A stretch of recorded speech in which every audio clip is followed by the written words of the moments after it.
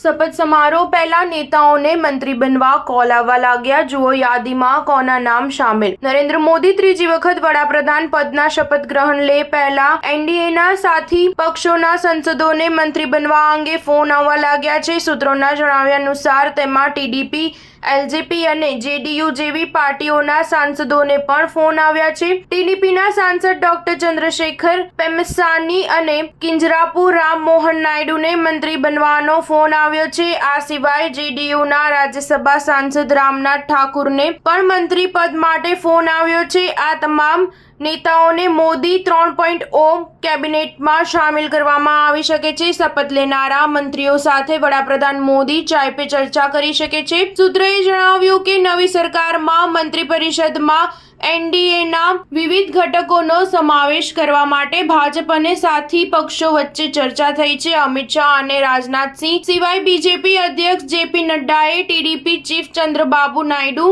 JDU chief Nitish Kumar અને શિવસેનાના એકનાથ શિંદે જેવા નેતાઓ સાથે મંત્રી પરિષદમાં ભાગ લેવાની વાત કરી છે. આ પછી જ નામ ફાઇનલ થયા છે અને હવે કોલ આવવા લાગ્યા છે.